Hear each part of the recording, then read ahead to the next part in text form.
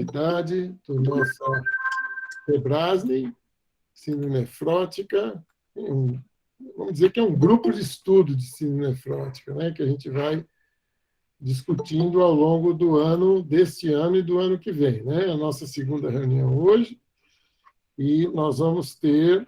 Esse meu mouse aqui, ele parou de me dar agilidade. Tem um monte de gente pedindo para passar, para entrar. Eu peço desculpa, porque eu tenho que dar a entrada para eles. Né? Mas, então, eu estava dizendo... Oh, meu Deus do céu, não consigo falar. Eu estava dizendo que o nosso tópico hoje vai ser mecanismos patogenéticos na síndrome nefrótica idiopática, correlação com a resposta terapêutica clássica. Quais mecanismos patogênicos são prováveis nesse caso? Apresentação a cargo da doutora Vera Maria Santoro Belagero, professora da Unicamp, e Andréa Watanabe, que é da Faculdade de Medicina da USP Instituto da Criança. Né?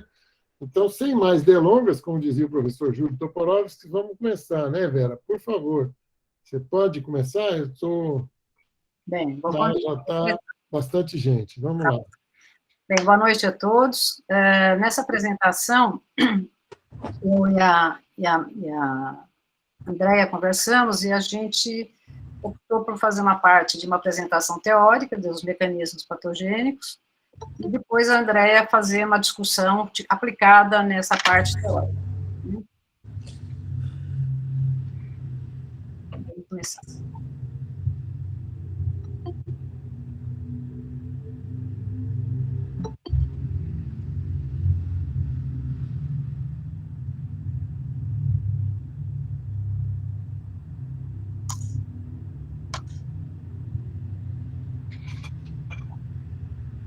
Não estou vendo nada ainda.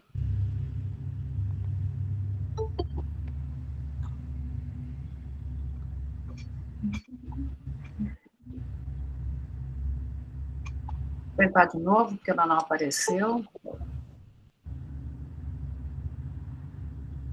O pior é que a gente faz isso todo dia, né? Já passou para mim, né? Sou eu que estou apresentando mesmo. Estava dando erro, porque eu não tinha lançado a sobremesa. Estava pagando R$18 a sobremesa, não entrou na nota. Ah, então deixa. É porque eu tenho que colocar o sistema está apresentando erro lá para mim poder colocar a promoção, entendeu? Meu Deus, eu vou fazer o seguinte, eu vou mutar todo mundo. Mas eu não posso ficar com a promoção sem a sobremesa? Não pode, porque não está querendo limpar a tela. Eu vou mutar todo mundo. Eu não consigo fazer isso. É só R$18, o senhor está pagando só uma sobremesa, no valor de uma, você está levando duas. Crédito ou débito? É débito. Eu não consigo mutar todo mundo. Ai, meu Deus do céu. Paulo, ela não está entrando, eu não sei se é pela quantidade aí de Não. recorrentes. Não é possível isso. Eu acabei de tentar antes, estava tudo certo. Estou pondo aqui, não está apresentando nada. Clica inteira. Clica aqui. Se quiser tentar enviar por e-mail, a gente... Se quiser enviar e a gente passa, a Luciana... Peraí, ela tem que ser na calma.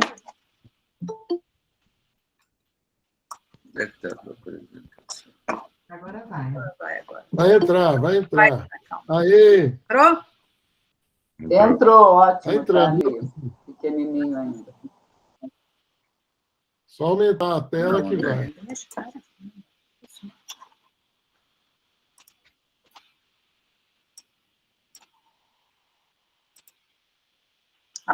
Beleza. Deu certo?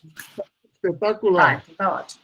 Bem, eu comentei isso com a Andréia também, que quando a gente colocou esse tema, né, para começar a gente a fazer o estudo desse programa de estudo, eu achei que a patogênese era um ponto assim muito importante para a gente unir ideias, né?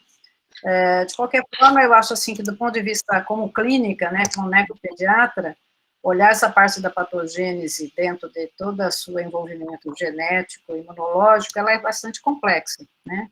Então, eu vou passar aqui o que eu, como uma nefropediatra, entendi desse processo, né? Bem, hoje a gente chama a síndrome nefrótica idiopática de uma podocytopatia. Isso, essa forma de renomear essa doença ela foca, né, ela enfatiza que o podócito é a célula principal, a principal lesão vai estar dentro do podócito.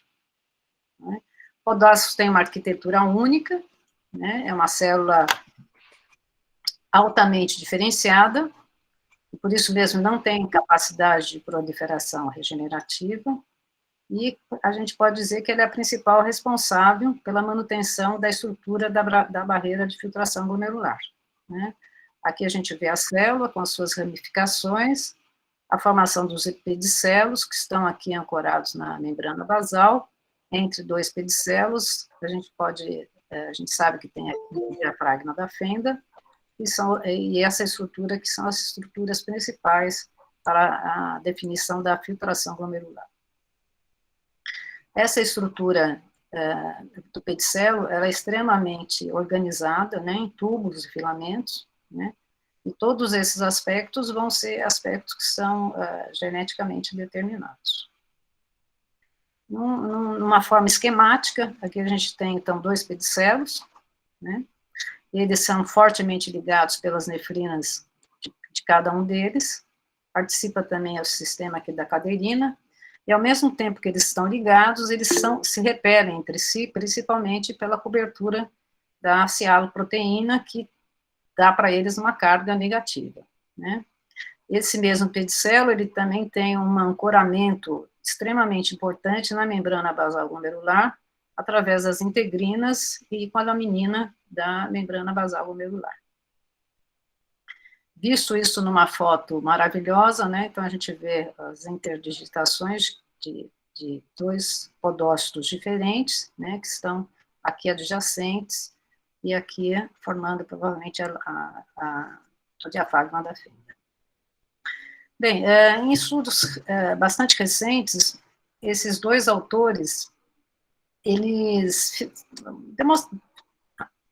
fizeram uma teoria na qual eles pelo menos justificam por que as proteínas normalmente não são filtradas. E a base, realmente, para essa não filtração das proteínas está no arranjo dos pedicelos e do diafragma de fenda, formando ali um contraforte extremamente importante, que se opõe à pressão de filtração que ocorre no sangue dentro do capilar glomerular. Então, aqui estaria uma pressão que quase chega a 50% da aorta, e essa pressão não deformaria a membrana basal glomerular, porque ela tem esse contraforte formado pelos pedicelos no seu arranjo especial, né? No entanto, quando ocorre por algum motivo, esses pedicelos são deformados, né? Ou a gente tem o esfacelamento ou a fusão dos pedicelos, essa estrutura, esse arcabouço, ele já não tem mais a resistência mecânica que ele tinha. Isso favorece, então, a deformação da membrana basal, e essa deformação, então, em vista da pressão hidrostática que tem aqui, você tem a filtração das proteínas agora ocorrendo livremente. Então, mostrando realmente a importância da integridade dos pedicelos e do podócito, enfim, na barreira de filtração glomerular. Na patogênese da síndrome nefrótica idiopática, a gente didaticamente vai considerar três aspectos: a desregulação do sistema imune, a lesão estrutural do podócito pelas variantes das mutações genéticas e a ação dos fatores circulantes sistêmicos. A gente pode imaginar que existam mecanismos associados entre eles, né? Bem, então, começando pela desregulação do sistema imune, essa é uma história, assim, bastante interessante, né, porque ela começa aqui em 1950, a gente já tem estabelecido a biópsia renal e o início da corticoterapia, né? E em 74, o Charles Ruby, por assim, realmente uma inteligência muito criativa, ele publica, então, uma história, ele publica uma hipótese, né, sobre a patogênese da síndrome nefrótica, aqui da nefrose lipoídica, né. E a hipótese dele foi totalmente baseada em dados simples, né, pela remissão da doença usando a corticoterapia, ou pela remissão induzida pela presença do sarampo, e pela associação entre a síndrome nefrótica e o linfoma de Hodgkin. Bem, nesses agora, se passar desde 74 até agora, nós temos quase 50 anos, então a gente vai ver que tipo de evolução ocorreu nesse conceito. Eu fiquei realmente pensando que essa foi uma hipótese, e a hipótese realmente dirigiu a terapêutica, vamos poder dizer até o momento atual. Bem, que exista uma desregulação imune na síndrome nefrótica, isso é comprovado por estudos funcionais, mas eles são muito poucos na literatura. Uma revisão aí do PubMed, a gente encontrou 268 estudos funcionais estudando tanto disfunção de célula T como célula B. E o mecanismo pelo qual eles atuam são aqueles, assim, mais ou menos clássicos, associado ao T-helper, também associado com atopia, ou diminuição das células TREG, associação da produção de células T e interleucina 13, que produz proteinúria, e eles detectam realmente alterações funcionais em subgrupos de linfócitos T no paciente que está em remissão contra o paciente que está em recidiva. Em relação às células B, o papel delas foi bastante salientado a partir de 2004, né? Foi através de um relato de caso de um paciente que tinha uma púrpura trombocitopênica, e na evolução da terapêutica dessa púrpura, ele usou o rituximab, que conhecidamente, então, é um anticorpo anti-CD20. O CD20, ele praticamente está em toda a linhagem das células B, somente não está das células de memória e talvez naquelas células que produzem o anticorpo no momento, né?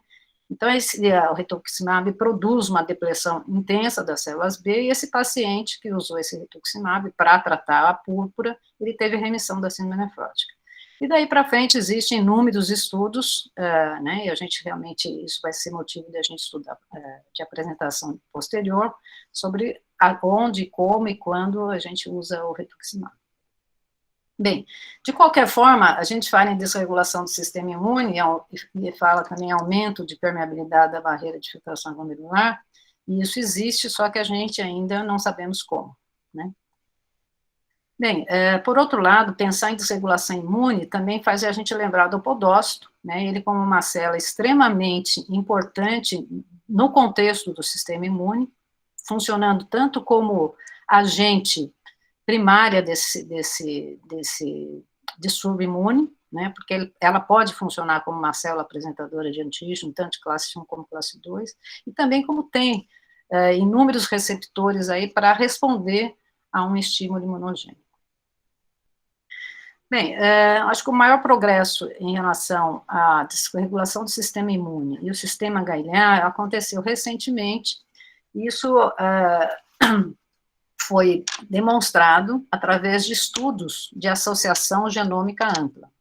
Bem, colocando em termos de nefrologista pediátrico, o que é um estudo de associação genômica ampla? É um estudo como se fosse um estudo caso-controle, onde se compara grandes coortes de pacientes, no caso, que têm síndrome nefrótica córtico-sensível, com uma outra coorte de indivíduos saudáveis, que em geral são adultos, para a gente ter certeza que esses pacientes não tiveram lesão mínima, e se compara o genoma desses pacientes como um todo, com milhares e milhares lá de pequenos elementos, e se vê se tem em que momento, se é significativa a diferença entre o aparecimento de alguns os genes ou os SNPs, né? Bem, aqui são os 4 estudos que fizeram inicialmente essa correlação, né? E o que isso aconteceu? Isso, como a Mara me diz, isso aqui é um plot, um Manhattan plot, e aqui a gente vê os cromossomos de 1 até o 22, a linha vermelha é a linha de corte, acima do que tiver, o que tiver acima, os picos acima dessa linha de corte são significativos. Bem, dentro da minha interpretação aqui, bem sumária, a gente vê um pico enorme, né, na região do cromossomo 6, tá?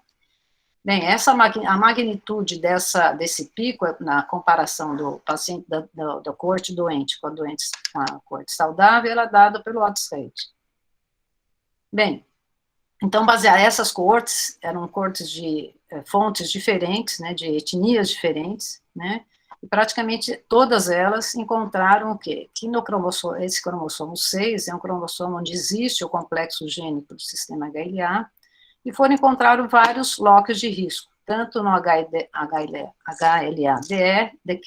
como no HLA-DR, né, que são alelos, então, da classe 2.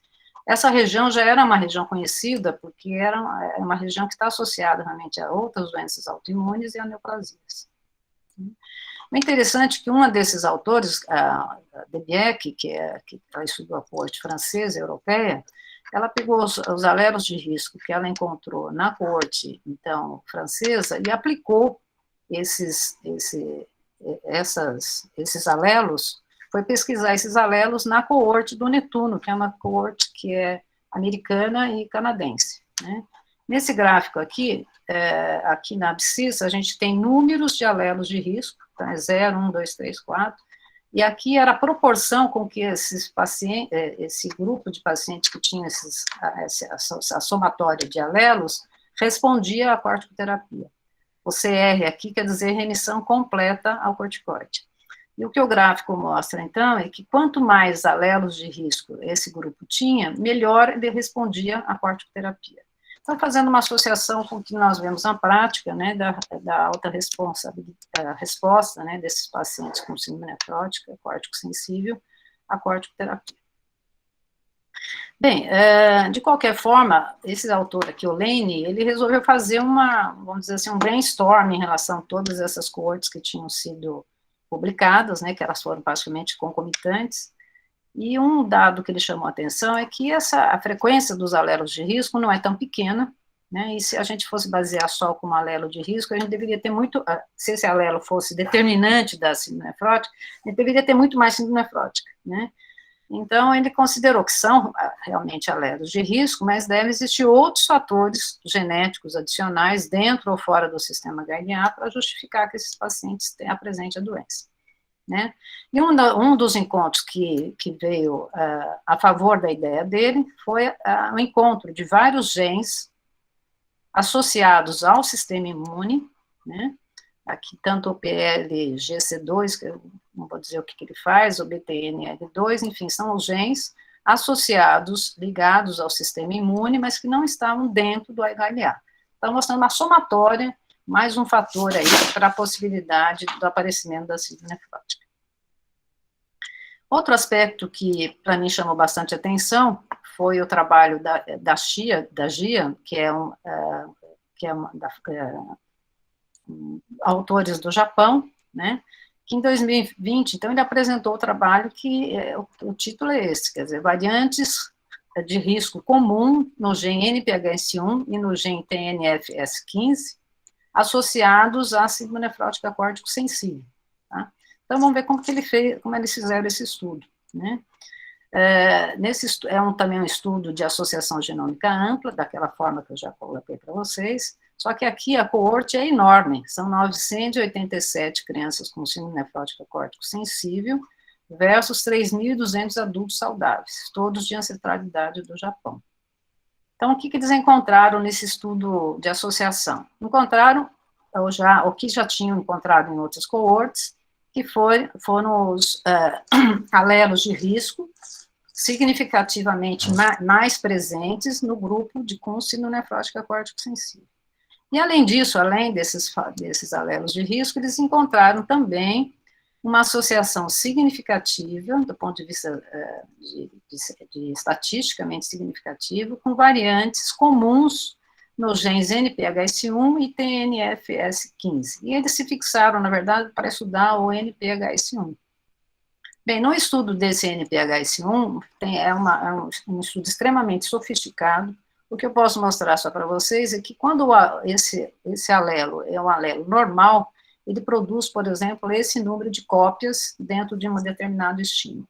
Quando esse alelo aqui, esse é um haplótipo aqui que ele estudou, foram os que ele encontrou como variantes comuns, ele produz muito menos cópias do que produzia um alelo comum.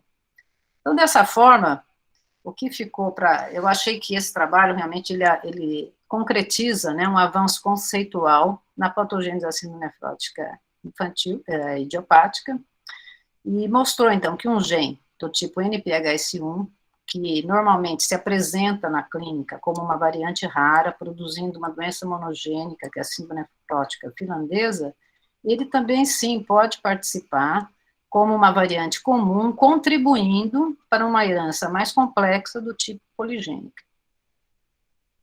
Bem, então, se a gente fosse fazer um esquema aqui, a gente poderia pensar um fator desencadeante que está sempre associado com as doenças autoimunes, as doenças com desregulação imune, atua lá em algum fator de risco no sistema HLA, esse sistema tem aquele alelo de risco, então ela tem uma desregulação imune, chega no podócito, e talvez ela não seja suficiente para produzir proteinúria, tá? Então, ela precisaria de alguma coisinha a mais para apresentar essa proteinúria. Então, a gente poderia pensar, então, o fator desencadeante, o fator de risco, chega lá na célula apresentadora de antígeno, porque ele é classe 2, e se ele apresenta uma variante comum em gene estrutural, como foi encontrado aí no NPHS1, talvez isso, juntando com aquilo, a gente tenha proteinúria. Esses casos, quando eu uso uma imunossupressão, que bloqueia, então, a formação daquele clone de linfócitos anormais, né, ela bloqueia esse estímulo daqui, ele passa a ser uma variante comum, sem o estímulo anterior, e esse paciente passa a não ter proteinúria. Bem, se a gente considerar aquela distribuição do regime em relação à síndrome nefrótica como um todo, quanto que era córtico sensível, quanto que era resistente, etc., a gente pode imaginar que essa patogênese que a gente acabou de discutir, ela talvez alberte a maior parte desses pacientes que respondem bem à corticoterapia. Tá? Bem, passando agora para a lesão estrutural do podócito, então nós vamos estudar os genes que, quando eles alterados na estrutura do podócito, produzem a síndrome nefrótica. Essa descoberta de genes estruturais levando a síndrome nefrótica, ela vem em grande crescente, né? Isso dependendo dos desenvolvimentos tecnológicos, né, que foram ocorrendo em décadas para décadas, né? E aqui, se você for comparar até 2001, a gente tinha 4 ou 5 genes, e hoje a gente tem praticamente 60 genes já descobertos associados à estrutura do podócito. Esses casos, como são praticamente sempre córtico-resistentes, a grandíssima maioria, aqui a gente vê como que foi o diagnóstico, se a gente pegar um grupo de pacientes com síndrome nefrótica córtico-resistente, aqui até 2000 era raro a gente ter um diagnóstico etiológico para esse caso, ao passo que agora, nos tempos atuais, 60% desses casos eu consigo detectar uma mutação num gene estrutural. Bem, quais são as características desses genes estruturais do podócito que produzem síndrome nefrótica idiopática?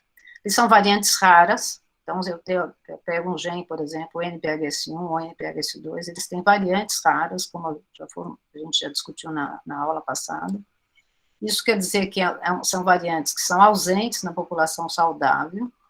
Elas também, elas são raras, mas elas produzem alteração funcional da proteína, que é suficiente para causar uma doença. E elas seguem a herança mendeliana do tipo autossômica recessiva ou autossômica dominante. Qual é o fenótipo desses casos? A grande maioria é córtico-resistente, né? Aí tem uma idade de início precoce, quanto mais o gene for importante na barreira, mais precoce ainda. Pode ter a antecedente da consanguinidade, pode estar associada a síndromes, evolui praticamente todas para a doença renal classe 5, e o dado também importantíssimo, elas não têm recorrência após o transplante renal. Então, esse paciente, quando transplanta, ele está livre daquele gene alterado e ele não tem a recorrência da síndrome nefrótica. Ele pode ter outros problemas, né? Não tem a recorrência da síndrome nefrótica. Bem, como nós foi mostrado já, o número de genes, então, que até aqui está colocado em função do local que o gene atua, hoje chegando a 59 e 60, a patogênese disso é mais ou menos óbvia, né? As mutações são importantes, induzem a falta, a deficiência ou uma proteína ineficiente, e por isso todas elas são importantes, elas levam a proteinúria. todas elas provavelmente vai modificar aqui a estrutura do pedicelo e dessa forma, como pensamos anteriormente, vão produzir proteína. Então, as variantes raras, em genes estruturais, elas atuam diretamente no podócito e, dessa forma, elas produzem proteína. Não precisamos saber de mais nada, porque elas, por si, elas causam o efeito da proteinúria da síndrome nefrótica. Nesse esquema de distribuição, onde estariam esses casos, realmente, a grande maioria desses córticos resistentes vão estar, são onde a gente vai poder encontrar as doenças, então, monogênicas com lesão nos genes estruturais do podócito. Em 2019, esse estudo, assim, abalou um pouquinho a ideia que a gente tinha em relação a ter lesão, ter uma doença monogênica e ser um síndrome nefrótica córtico resistente. Então, essa autora, Ashra, e colaboradores, ela estudou 17 famílias, e a maioria delas eram córticos sensíveis, ou tinha uma resposta boa à ciclosporina. A maioria delas, a síndrome nefrótica, começou a partir dos 2 anos de idade. E, por estudos, nesse grupo de pacientes, ela encontrou 6 novos genes que não tinham sido descritos ainda na literatura. Desses genes aí, desses 6, 4 deles tinham interação com essa via, que eu posso dizer simplesmente GTPase, segundo a Mara, né? E são vias que atuam especificamente na polimerização e na integridade do citoesqueleto, e realmente na regulação dos filamentos de actina. E o interessante dessa descoberta também é que, em estudos experimentais, os autores demonstraram que a dexametasona melhorava ou até remetia à proteinúria desencadeada pela presença dessas mutações, né? Então, dessa forma, aqui a gente estamos frente a um outro mecanismo patogenético, né, que seriam, então, as variantes raras nos genes estruturais via as GTPases. Talvez eles precisem de fator desencadeante, isso a gente não sabe, pelos dados clínicos não deu para saber se ele precisa ou não precisa de um fator desencadeante, e eles produzem proteinúria, e só que ela pode sim também ser bloqueada pela imunossupressão, provavelmente por uma atuação direta aqui sobre o podócito. Bem, onde estariam esses casos dentro desse contexto clínico aqui?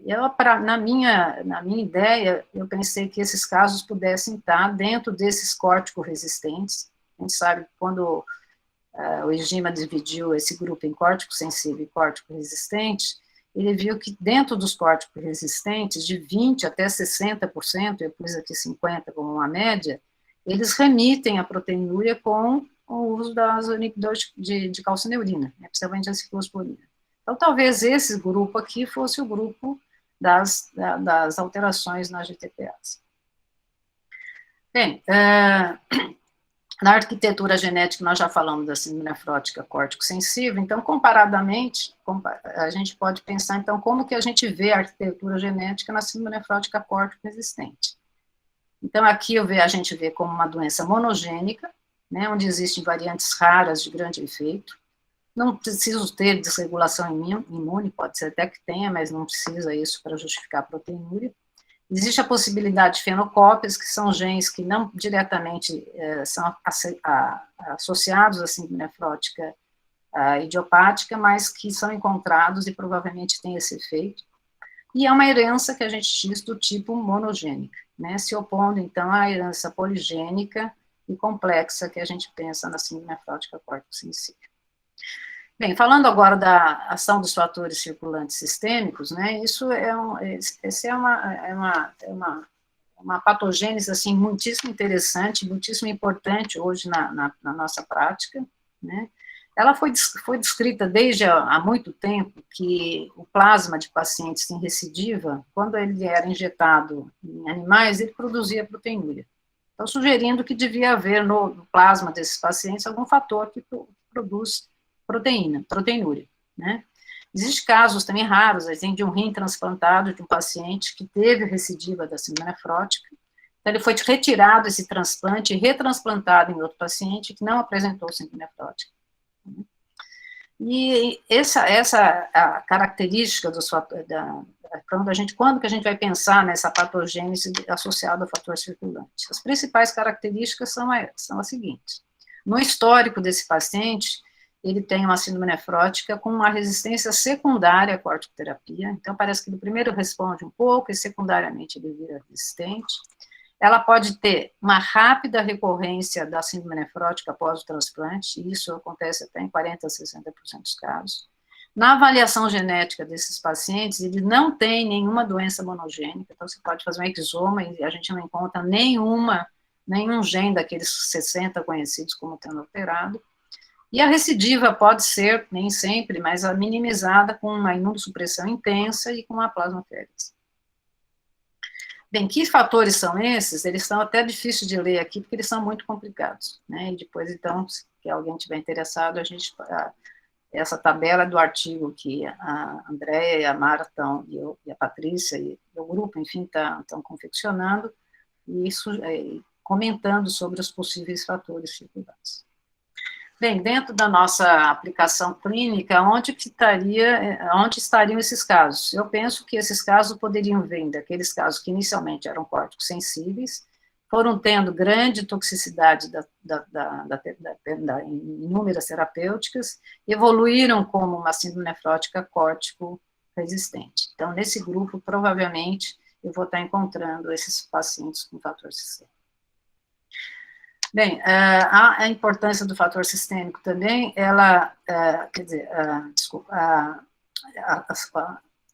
a patogênese do fator circulante, ele enfatiza, né, a importância da realização do exoma nos casos de síndrome nefrótica córtico-resistente pré o transplante renal, né, porque, na verdade, quando eu vejo um caso córtico-resistente, que eu faço um exoma, ele não tem nenhuma anormalidade nos genes estruturais, esse caso, em vez de eu ficar feliz, eu tenho que ficar muito mais preocupada, porque esse caso pode ter o fator sistêmico, ele pode recidivar, e eu tenho que fazer uma abordagem, talvez até pré ou pós e pós-transplante, para não ter a surpresa de uma recidiva precoce. Bem, quando a gente fala de patogênese da doença, a gente usa muito a resposta à terapêutica, né, como sendo um divisor de águas aí, córtico sensível, córtico resistente, ciclosporina sensível, não, rituximab, assim. Enfim, é só para lembrar que a grande parte dessas medicações, elas têm uma ação direta no podócito, né? Então, isso ele vai sempre entrar como um fator de confundimento para relacionar o efeito da terapêutica com o mecanismo patogênico. E daí, realmente, a importância de a gente ter esse diagnóstico genético, que ele vai ser muito mais fidedigno do que simplesmente baseado no efeito terapêutico das medicações. Bem, para terminar, então, eu fecho dizendo que o esclarecimento dos mecanismos de patogênese nas podocitopatias tem tido grandes progressos, né? E a gente vê, a gente pega, eu vou colocar aqui o número de pessoas que participam em cada um desses estudos que estão publicados aí na literatura. Então, é a formação de um grupo de estudo muito grande, né? E também a importância que esse progresso só aconteceu também em função da formação das grandes coortes com síndrome nefrótica, que puderam realmente dar uma base estatística para os resultados encontrados. Acho que só isso. Muito bom, Vera. Muito obrigado pela sua apresentação. E eu só queria dar um recado enquanto a Andréia Watanabe começa a projetar a tela dela, né?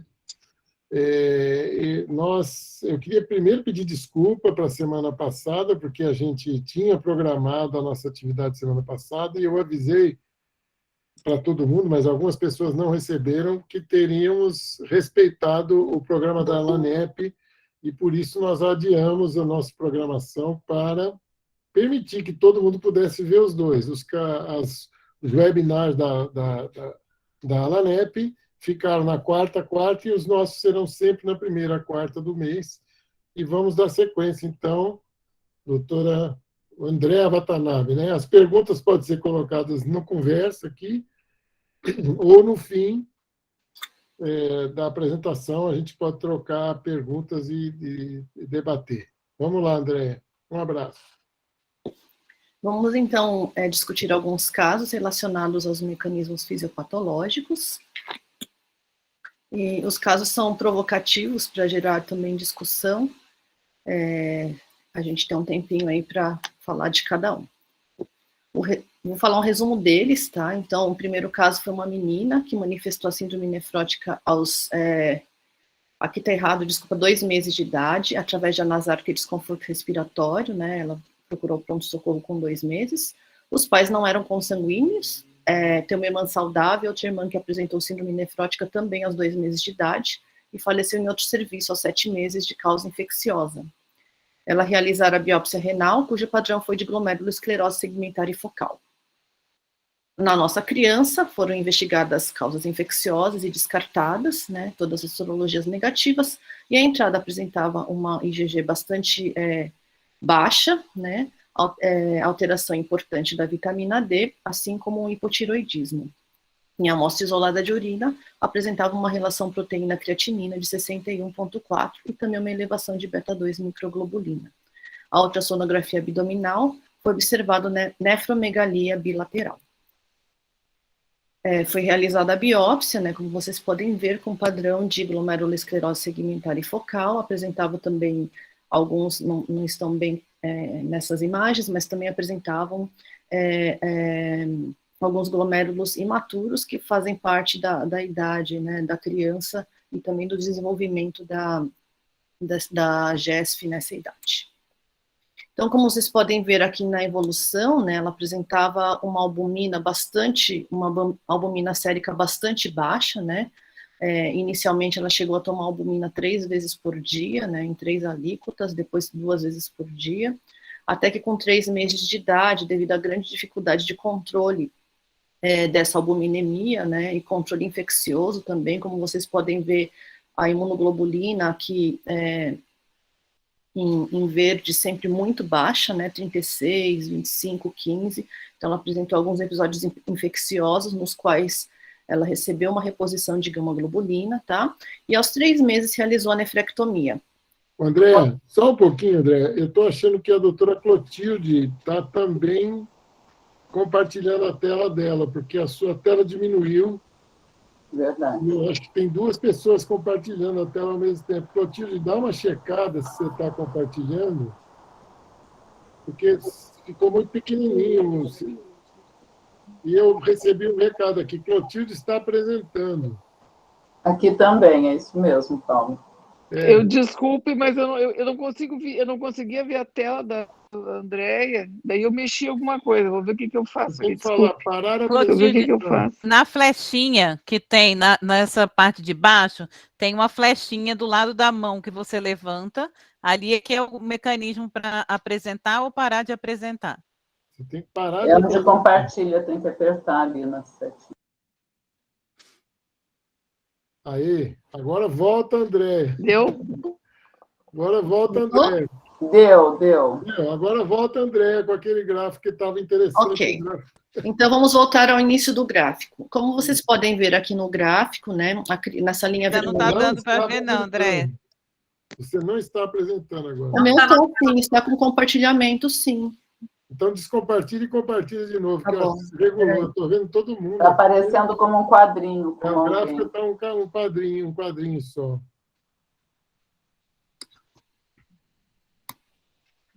A gente se expõe demais nessas horas. Viu?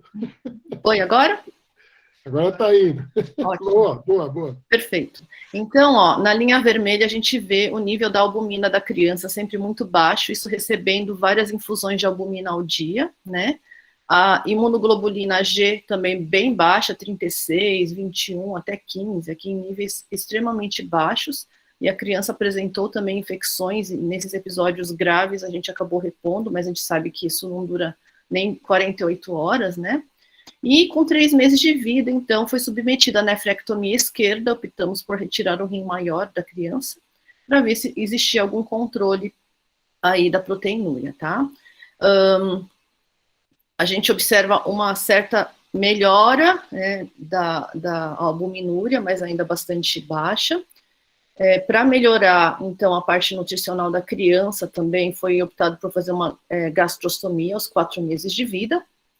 E também acabou recebendo alta depois, posteriormente, para receber albumina ambulatorialmente, tá? Então, a função renal, né, a creatinina, aqui é sempre bem baixa, em 0,17 até 0,55 nesse episódio, com uma coincidência de aumento de albumina, e ao longo do tempo, apesar de ela receber ibuprofeno e enalapril, inicialmente captopril e depois enalapril, a gente observava ainda uma albuminemia bastante baixa. Ela realizou, então, um sequenciamento de exoma completo, e na análise encontramos 2 variantes patogênicas, e na análise de segregação dos pais, uma veio do pai, outra veio da mãe.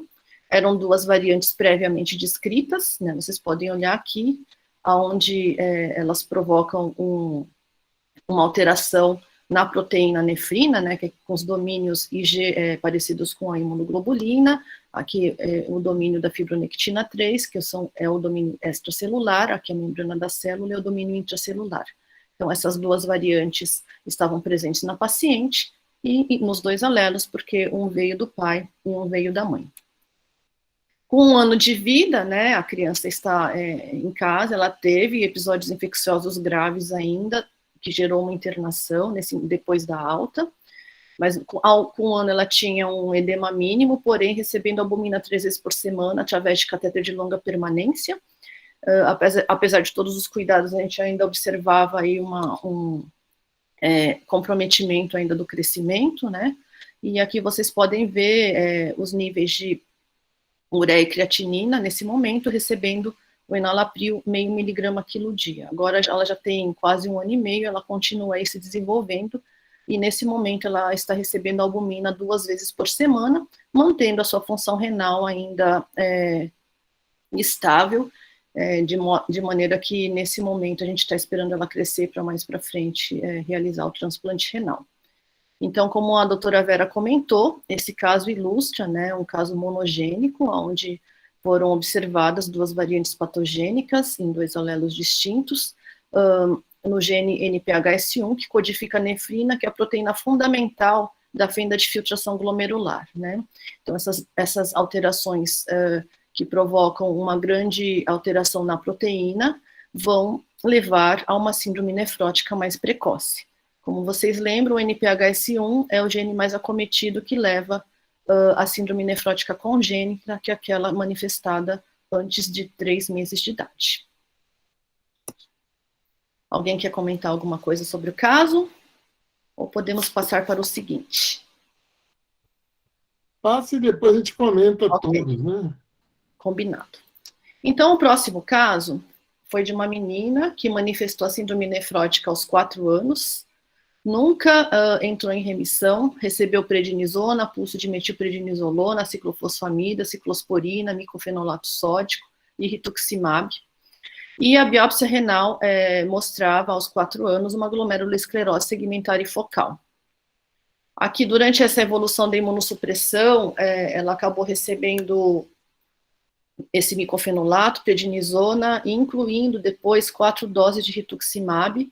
Após o rituximab, foi observada uma melhora na proteinúria, mas que logo já recuperou, né? Essa proteinúria aumentou novamente. Então, não foram feitos outros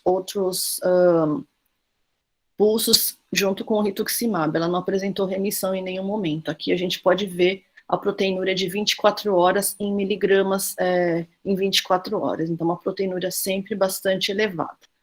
Tá? Então, essa criança, ela apresentava uma melhora da proteinúria, porém, em níveis muito elevados. Realizou uma análise do sequenciamento de exoma, não foram encontradas variantes causativas, e evoluiu para doença renal terminal após 7 anos de tratamento conservador, realizando hemodiálise. Após 8 meses em hemodiálise, ela recebeu o transplante renal, a mãe que foi a doadora.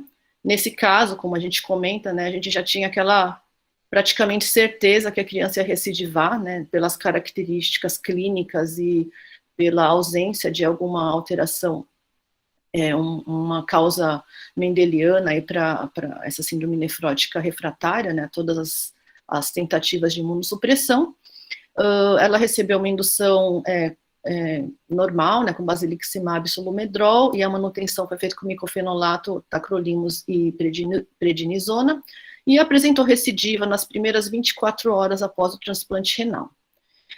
No tratamento, realizou plasmaferese, pulso de solumedrol, reposição de imunoglobulina e também rituximab. Nesse gráfico a gente pode ver a evolução, né, o transplante foi no dia 12 de março, no dia 13 de março apresentava uma relação proteína-creatinina de 39,7, então já foi indicado a plasmaferese e recebeu 3 pulsos de corticoide com plasmaferese e depois mais duas plasmafereses em dias alternados. E após essas 6 sessões recebeu uma dose de rituximab, que foi repetida mais para frente devido ainda a apresentar proteinúria importante. A gente observa nesse momento que a função renal dela é estável. Após o rituximab, no dia 14 de abril, aqui já mais para frente, ela apresentava uma melhora da proteinúria, porém ainda em níveis nefróticos, com nível de albumina ainda baixo, mas uma melhora parcial. O CD19 nessa fase ainda era 0, com níveis elevados do perfil lipídico ainda, né, e uma imunoglobulina bastante baixa. Nesse momento, optou-se por manter a plasmaferese, foram feitas novas 6 sessões, e depois 3 vezes por semana, 2 vezes por semana, e a criança acabou recebendo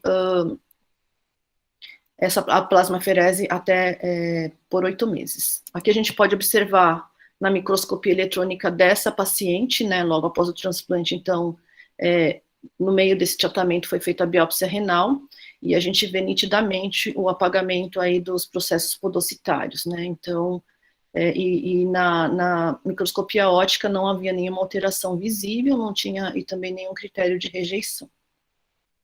Realizou plasmaferese por 8 meses, depois de 12 meses do transplante, então ela apresentava ainda o CD19 depletado, né, dos linfócitos B depletados, uma persistência ainda de uma hipogama-globulinemia, mas ela não apresentou nenhum episódio infeccioso após o transplante renal nesses 12 primeiros meses, a albumina, então, de 4,2, creatinina de 0,53, e mantendo o nível sérico de tacrolimus, nesse dia era 6,6, mas em torno de 6.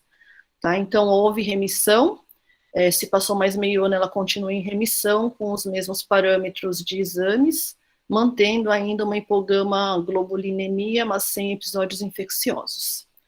Então, esse caso ilustra bem, né, o que a doutora Vera comentou sobre essa possibilidade dos fatores circulantes, né, que vão gerar uma recidiva precoce após o transplante renal, como foi visto nessa paciente, e através de tratamento, né, ou pela retirada, que a gente acha que é pela retirada dos fatores circulantes, através da plasmaferese, e mais a imunossupressão através de corticoide e os outros também imunossupressores do transplante, e mais o rituximab, atingindo, então, a remissão da síndrome nefrótica nessa paciente.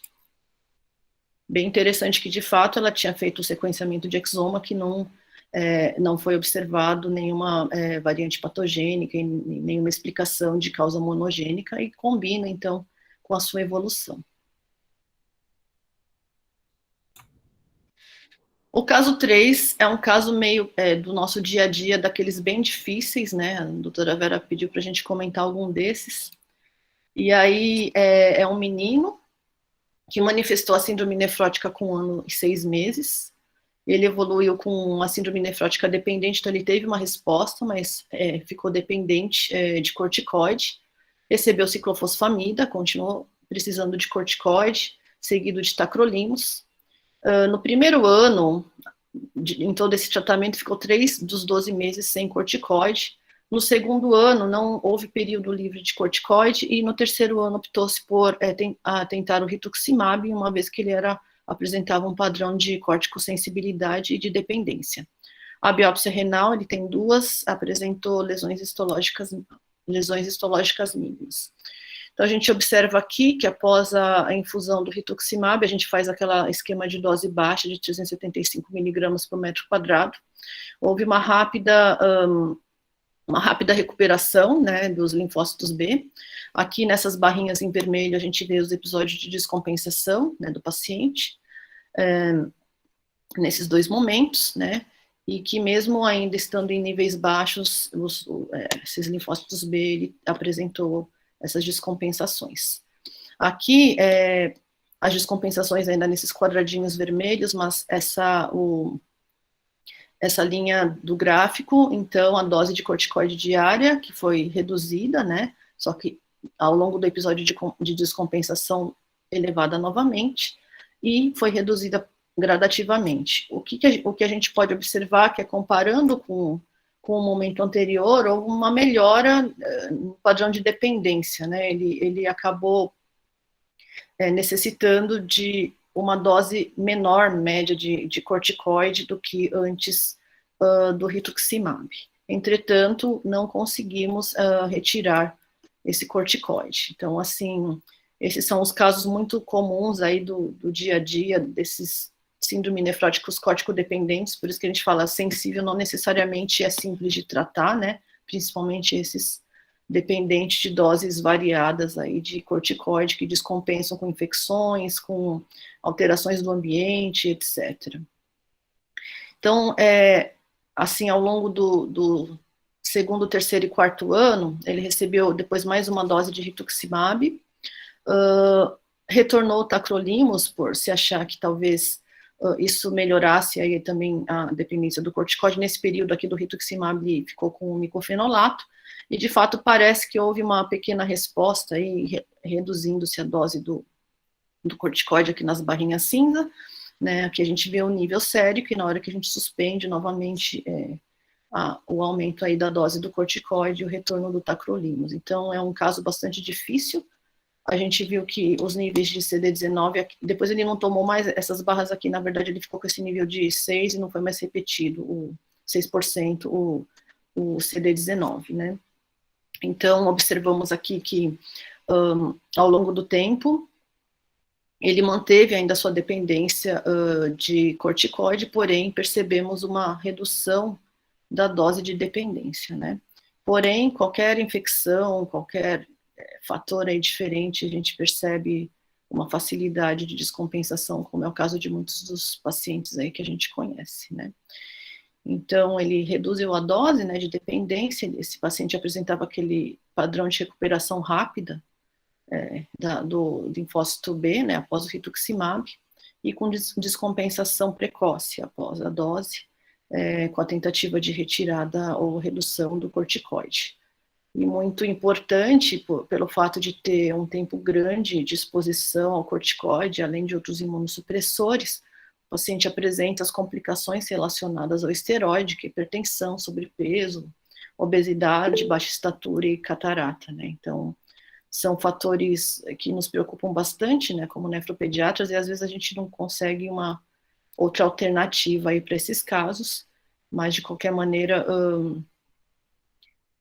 continuamos tentando tratá-los.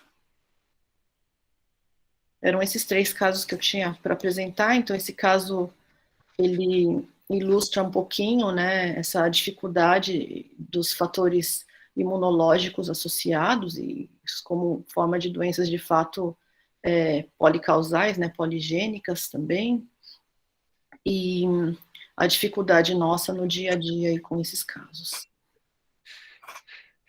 Bom, muito bom, Andréa. Vamos passar agora para a conversa, né, para que a gente possa... Já tem algumas perguntas aqui, eu vou começar, eu vou pedir para fazer aqui, porque eu não consigo enxergar todo mundo levantando a mãozinha, porque tem 110 pessoas na sala, 108 pessoas na sala.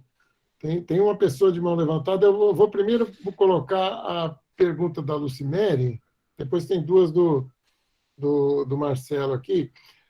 A Lucimere, na recidiva pós-transplante, existe uma ordem de tratamento? Primeiro pulso, segundo Ritux, antes da plasmaférese, ou tanto faz? Isso varia muito, não tem um consenso disso, né? No Samaritano, que a gente enfrentou bastante esse problema, né? A gente, num certo tempo, fazia primeiro o Ritux. O pulso todo mundo acaba tomando, né? A gente fazia primeiro o Ritux, depois a plasmaférese, mas os resultados não foram geniais com o Ritux, e nós invertemos a ordem. Nós fazemos primeiro a plasmaférese, e depois às vezes, aí vai o Ritux, sim ou não. Não insistimos tanto com o Ritux, mas temos paciente, nós não desistimos nunca, nós temos pacientes fazendo mais de 120 sessões de plasmaférese no pós-transplante, e, curiosamente, eles vão se adaptando no fim, esse caso que a Andrea mostrou, né? Depois de um tempo, eles se adaptam com a recidiva e melhoram. Então, eu acho que a mensagem é que um paciente desses, eu acho, ele não pode ser transplantado num serviço de adulto, ele não pode ser transplantado num serviço que não tenha a estrutura para aguentar um negócio desses, que é plasmaférese, é a base do tratamento ainda, a meu ver. Nós temos vários transplantadores aqui que podiam falar também, Clotilde, tem Luciana, está um monte de gente aqui que quer falar, pode falar, vamos lá. E eu estou pegando as do Marcelo. Eu gostaria de falar. Fala, Clô. Eu gostaria de falar, Paulo, mas eu estou um pouco prejudicada, que eu não consegui assistir as telinhas e não consigo aqui muito, mas eu gostaria de falar. Eu não sei, nós temos muito boa experiência com rituximab, muito boa experiência. E, assim, o nosso protocolo, começamos o diagnóstico precoce e iniciamos com pulso, 3 pulsos. E, a seguir, o rituximab. Nesse primeiro momento, na nossa casuística, nós temos 50% de resposta com o rituximab. Aqueles que não respondem ao rituximab, aí nós fizemos, então, a plasmaferese. No máximo, nosso hospital nos permite fazer 10 sessões. Não respondeu. Mas nos nossos casos, que nós analisamos, foram assim, a resposta total, ou somente com rituximab, ou plasmaferese, rituximab e plasmaferese, nossa resposta foi de 90%.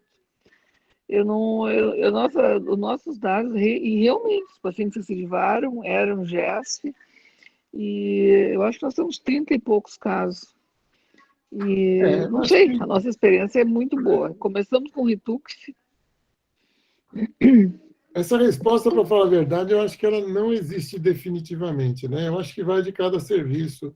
A Clotilde começa com o Ritux, a gente começa com a plasma. Acreditamos mais na plasma do que no Ritux hoje em dia, essa é a verdade. Eu não queria ficar... Agora, Paulo, tem que ver as complicações, né, da Paulo. Isso. Só que a plasmaferese, quem faz, sabe as complicações, né? Sem dúvida. Ainda mais em nefrótico. Agora, eu não queria ficar no transplante o tempo todo, porque estão muitas perguntas aqui, e tem uma do Marcelo que eu acho interessante. Na prática, quando devemos suspeitar... Não, desculpa, essa também é interessante, mas tem uma antes dele que eu queria falar. Uma vez que a progressão da GESF é heterogênea, não tem só uma GESF, mas várias GESFs, em quais casos é recomendável a nefrectomia pré-transplante? E aí eu queria também jogar para a Andrea esse primeiro caso que você apresentou, desse bebezinho, né? Em que momento que a gente desiste desse rim dele, que está com 0,30 e poucos de creatinina, e faz uma... Porque ele está pagando um preço para manter esse rim, tomando albumina e imunoglobulinas e blá, blá, blá.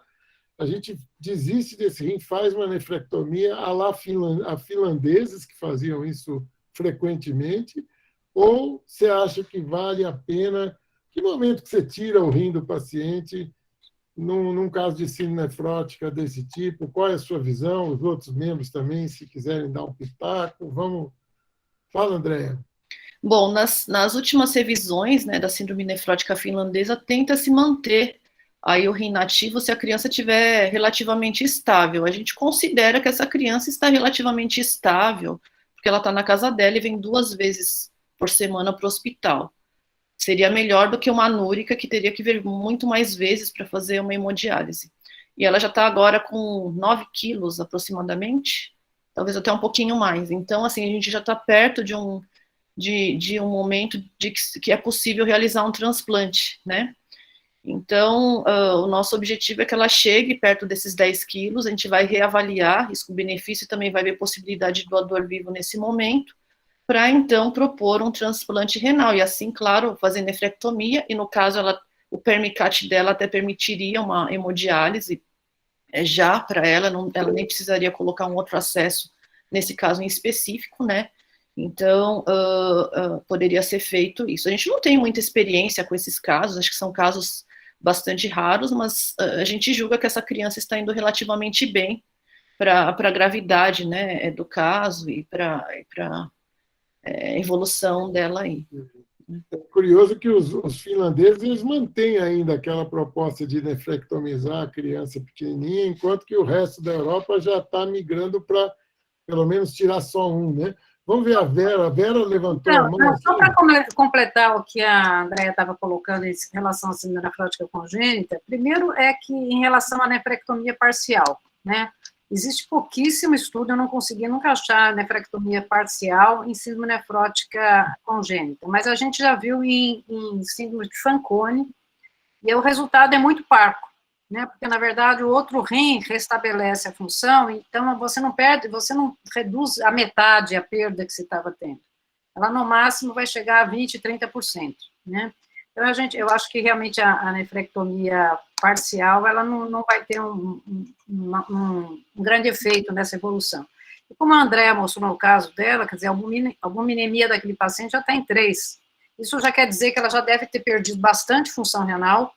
Então, esse caso vai ficando cada vez mais fácil de ser conduzido à medida que ela perde a função renal, né? Porque o pior desse caso é no começo, quando ela tem uma função renal normal e a perda proteica é um absurdo, né? Então, a partir desse momento que a Andrea está, ela pode ser conduzida como uma renal crônica, que está na classe ainda, deve estar classe 2 ainda, né? E até ela perder a classe 5, ela vai se considerar, você vai conduzindo como uma doença conservadora mesmo, tratamento conservador. Tem uma pergunta do Dr. Oberis, falando o seguinte: além do estudo genético essencial, a utilização prática de fatores circulantes como marcadores, por exemplo, SUPAR, não seria também fundamental nos fluxogramas diagnósticos de abordagem?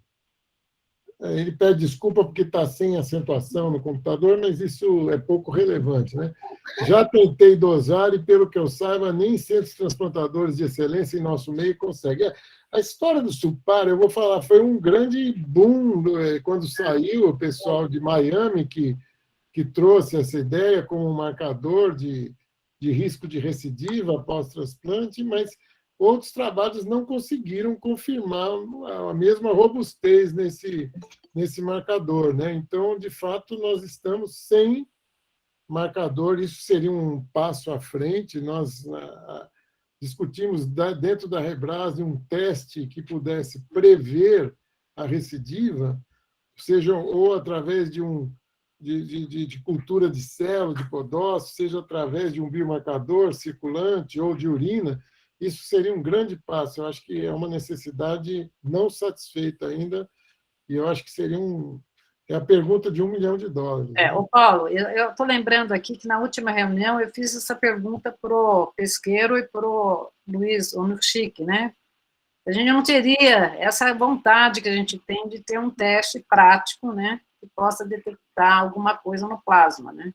Eu não sei se eles estão aí, e eu entendi bem a resposta da dificuldade, né, de colocar isso como uma prática sistematizada, né? Uma coisa assim. Eles ficaram quietos, viu?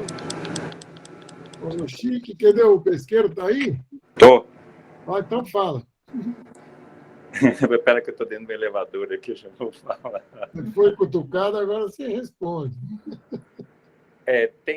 Vera, eu acho que é até importante você ter falado isso, porque eu vi que a Cloa, parece que eles têm bastante pacientes com fator circulante, né? Com fator circulante.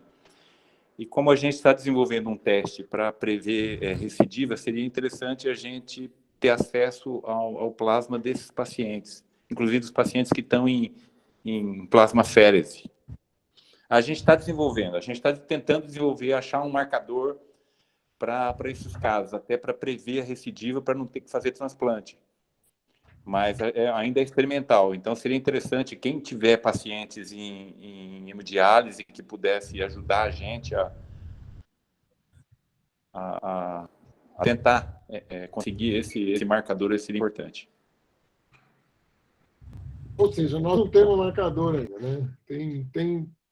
Ainda é experimental, a gente está em teste, a gente já conseguiu, Paulo, como você sabe, a gente já conseguiu prever alguns casos, mas ainda um N é muito pequeno, a gente precisa de mais pacientes, né?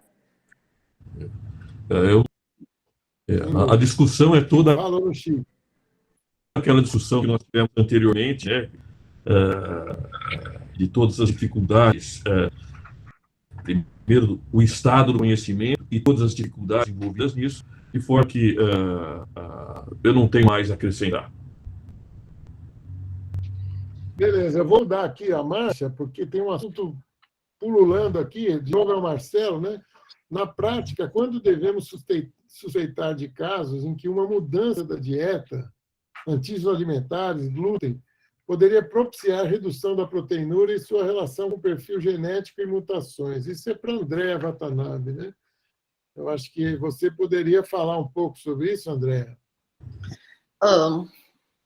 Em geral, as alterações relacionadas à alimentação, elas não vão ter ainda uma causa monogênica, né? Todos os casos que a gente estudou, que tiveram uma resposta ou total ou parcial à mudança de alimentação, eles não tinham nenhum achado monogênico, né?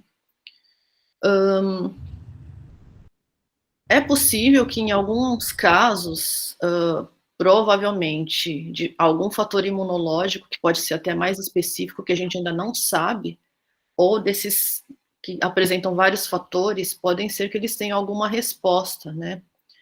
Essa alteração de dieta já foi descrita, né? Ao leite, glúten e ovo, né? São os principais que já foram descritos, assim, do ponto de vista clínico, mas não do ponto de vista de entender realmente os mecanismos, né? Então, por enquanto, não é a primeira abordagem, mas a gente observa alguns pacientes, assim, que têm esofagite eosinofílica, tem algum padrão, assim, de alergia alimentar maior, então, talvez esses casos tivesse algum fundo que pudessem ser beneficiados com uma estratégia alimentar, mas isso são hipóteses, né? A gente ainda não sabe exatamente. Muito bom. A doutora Karen, de Curitiba, coloca a questão. Acho que um dos principais desafios é saber quando tirar uma imunossupressão que está mantendo a doença sob remissão. Em várias ocasiões, assim que suspensa a droga, a doença recidiva e não volta a responder ao mesmo medicamento. Como vocês lidam com isso? Foi ecoado pela doutora Thaís Cruz, lá de Natal. Estou com um caso semelhante ao da Karen. O paciente fez uso de MMF por 4 anos, estava em remissão. A medicação foi suspensa, ficou 9 meses em remissão após episódio infeccioso, recidivou e não está respondendo mais ao MMF. Iniciei ciclo PRED, mas agora persiste uma proteinúria moderada e albumina de 3. Então, eu coloco aí a questão. Vera Belangero, você... Eu acho que esse é o nosso sofrimento, né? Na verdade, porque esses dados a gente não tem, né? Quanto tempo que a gente tem um limite, por exemplo, do não uso, né? De ter parar, mas a gente não sabe se aquele momento que você está parando é o momento ideal, né? Então, eu fico pensando assim, quer dizer, se eu tenho um paciente que era um córtico dependente ou até um córtico resistente inicial e que ele vai bem agora com uma ciclosporina, né? Eu fico pensando, qual que é a patogênese inicial dessa doença? Ela respondeu mal para o corticoide, ela respondeu um pouco, mas recidivou um pouco, recidivou. Eu imagino que ela tenha, assim, algum mecanismo de desregulação imune. Eu acho que ela tem. Né? E que veio aí a ciclosporina e ajudou na estabilização do citoesqueleto, e ela estabilizou tão bem que você pôde até ir tirando aos poucos aí a corticoterapia, né? Então, hoje, quando um caso aparece desse para mim, eu tento ver em que ponto da patogênese eu estou parada, que associação de mecanismos eu tenho, né? Então, por exemplo, essa questão, hoje eu também estou com um caso idêntico a esse que da Karen e da outra colega nossa, né? Uma paciente que ficou 6 anos em remissão e agora fez um curso, uma descompensação que já tem há mais de 4 semanas sem responder ao corticoide, né? Então, o que a gente abriu chave? Olha, os mecanismos de desencadear síndrome nefrótica são múltiplos. Então, pode estar tendo uma virose que eu não estou identificando? Por exemplo, nós pesquisamos lá CMV, EBV, parvovírus, e tem inúmeros outros vírus aí que, quando a gente fez aquele levantamento de vírus, a gente se surpreendeu, 36% dos pacientes que estavam com síndrome nefrótica, descompensado ou não, eles tinham PCR positivo para vírus, né? Então, se esse caso tem uma imunologia muito ligada lá ao alerta de risco, ele pode estar mantendo, e essa virose aí, a hora que ela acabar, talvez ajude a melhorar. Penso também que, nesses casos, quando recidivam tardiamente, uma questão que eu não comentei na apresentação, para não ficar extensa demais, é a possibilidade de você ter um mecanismo secundário já. Quer dizer, então, essa lesão podocitária, ela já não foi reversível, né? E a gente está frente a uma lesão já agora persistente, e que você não vai conseguir negativar mais essa proteína. Então, na verdade, eu acho que eu não tenho uma resposta, assim, objetiva para isso, né? Eu acho que ela tem que ser caso a caso, né? Para nós aqui, eu acho que outra coisa, você vai, às vezes, começa a ciclosporina num paciente desse e tem um distúrbio lipídico horroroso. Ele não tem nem onde ligar a ciclosporina lá para ter ação. Enfim, quer dizer, eu acho que aí entram os mecanismos secundários também, que são extremamente importantes, que a gente não estudou, não discutimos aqui, mas acho que eles têm que entrar também nessa patogênese ampla aí desses casos mais complicados. Falei e não disse, mas... Mas eu vou dar um palpite, eu vou dar um gut feeling. Eu não seguraria um imunossupressor por mais tempo, depois que o paciente remitiu, por medo disso alterar a evolução da síndrome nefrótica. Eu acho que, provavelmente, ela vai alterar mesmo por causa da própria progressão da síndrome nefrótica. Então... desse mecanismo mesmo, não pela imunossupressão, digo pela lesão primária. Lesão primária dele, né?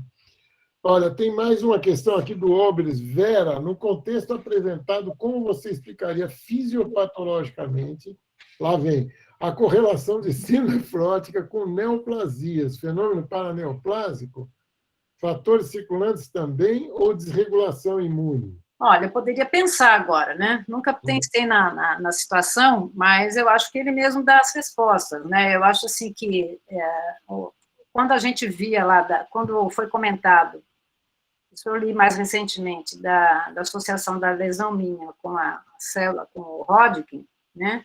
Eles viram que o Nofinho Hodgkin mesmo, ele ia muito mais com o mecanismo da célula B mesmo, né? Que é a operação no fundo do Hodgkin, uma célula B. Eu acho assim que deve, para mim, eu imagino que deva ter fator, pode ser um fator circulante, como ele está colocando, eu acho que sim. Pode ser um fator imunológico, eu também acho que pode, né? Assim, mais achismo, né? Não tenho nenhuma base mais científica para falar sobre isso. Não. Mas eu acho que isso me lembra de uma coisa que remete também à discussão da nefrectomia. Os pacientes que têm no exoma mutações, variantes do gene WT1, eles são pacientes em risco aumentado para tumor. E aqui coloca-se a nefrectomia como uma indicação muito importante, porque a pergunta não é se eles vão ter tumor de Wilms, é quando vai acontecer o tumor de Wilms, né?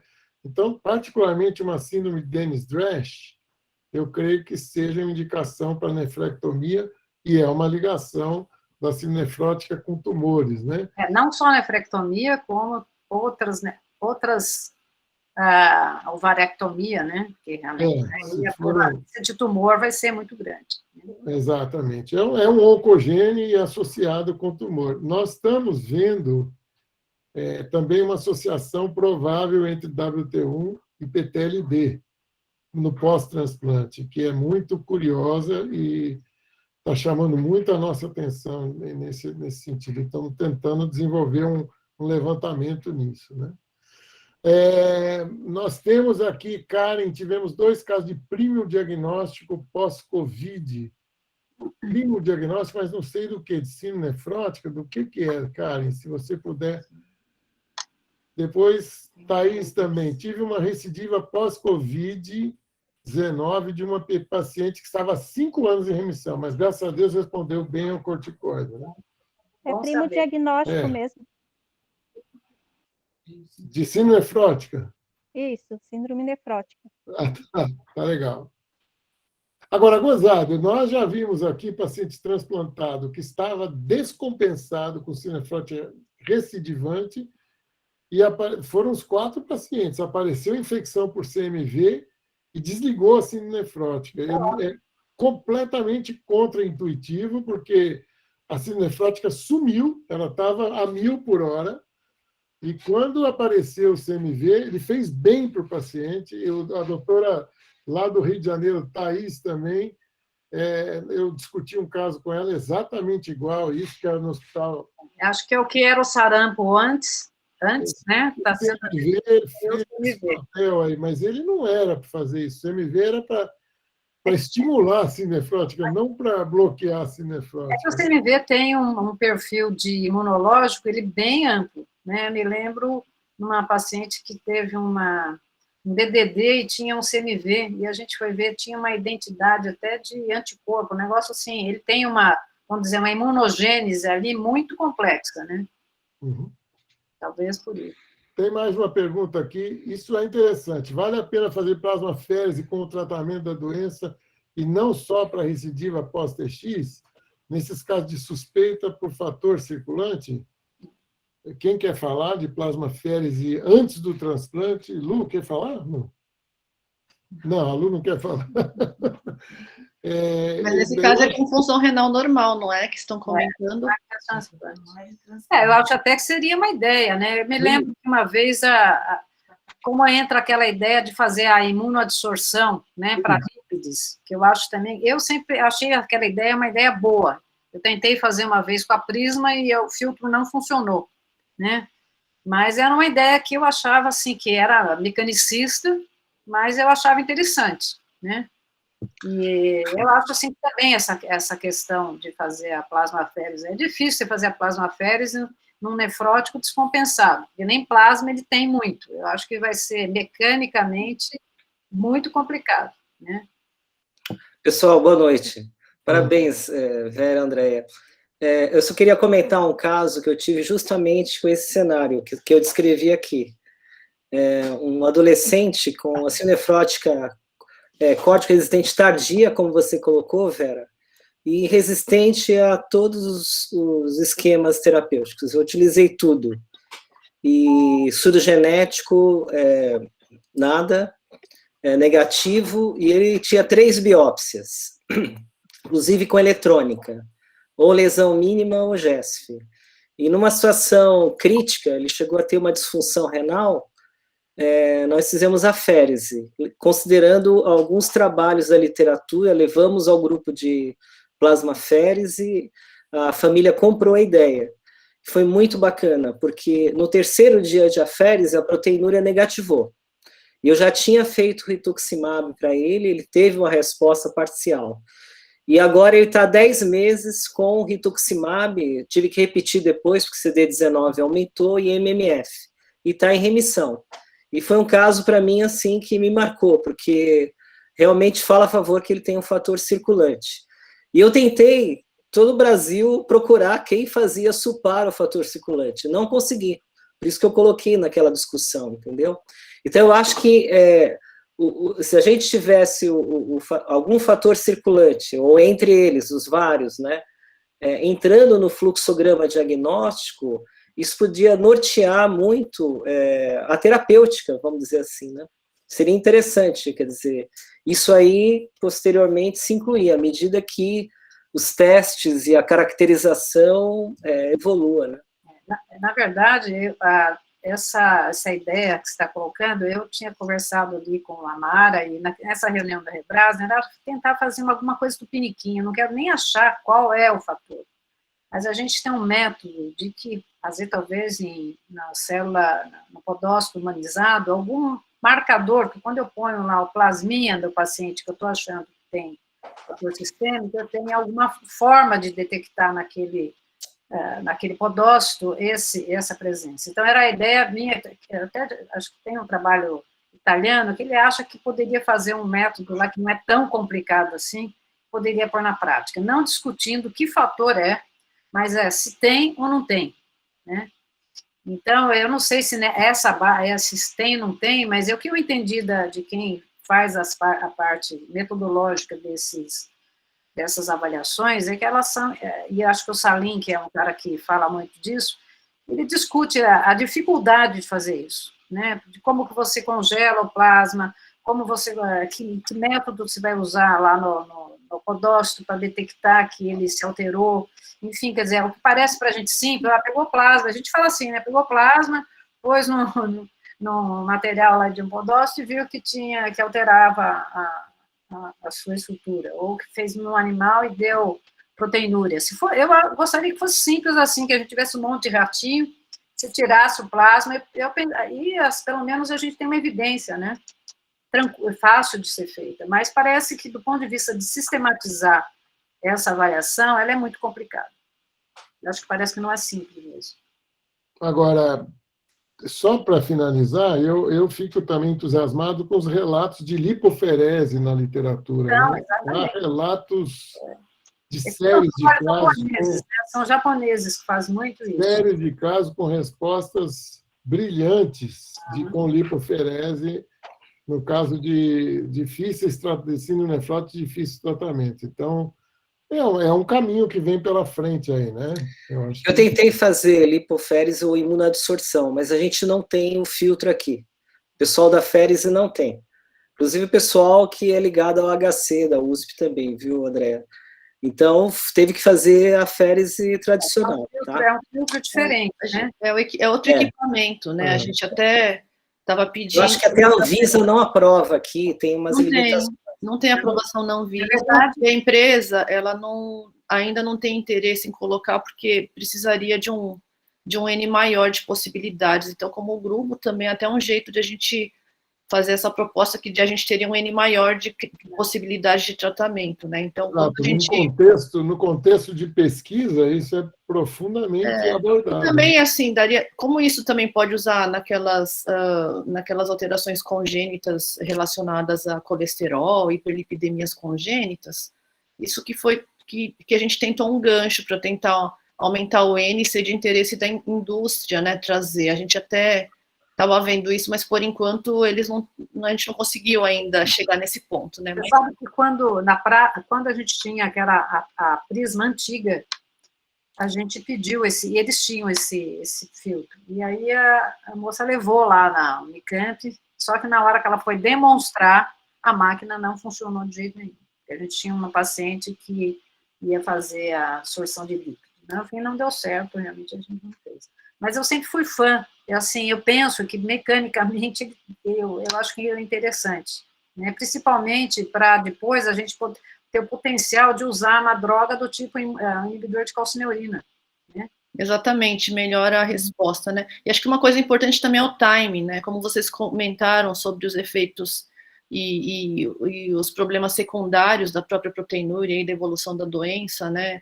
O timing de fazer logo essas terapêuticas também, eventualmente, e mesmo nessas descrições de lipoaférese, eventualmente poderiam colaborar aí para a resposta. É por isso que o transplante é um cenário bom para isso. Sim, o cenário mais controlado é o transplante. O cara acabou de ganhar o rim, quer dizer, está começando a síndrome nefrótica agora, né? Então, é o cenário onde a gente usa mais. Gente, eu proponho que a gente vá encerrando, porque são 20 horas e 53 minutos. Eu acho que tivemos uma boa discussão, boas apresentações, e eu queria chamar a atenção para o dia 6 de outubro, agora é o próximo, né? Sensacional, glossário clínico e molecular aplicado à síndrome nefrótica idiopática. Casos para discussão e ilustração das dificuldades e facilidades de interpretação dos testes genéticos. Tudo que você queria saber, porque agora já é uma realidade que nós temos na nossa prática clínica, é a chegada dos testes genéticos, e cada vez mais vamos ter. Então, eu acho que vai ser, eu convido a todos, dia 6/10, vai ser a Andréa e a Mara Guaranha, da Unicamp, que vão desenvolver esses dois temas com a gente. Podemos encerrar, gente? Então, boa noite a todos, obrigado pela audiência e um forte abraço. Uma boa noite, viu? Boa noite. Boa noite, obrigada. Tchau. Tchau. Deixa eu parar a gravação aqui. Tá melhorando, né? Tem bastante pessoa está participando mais. E Interromper a gravação.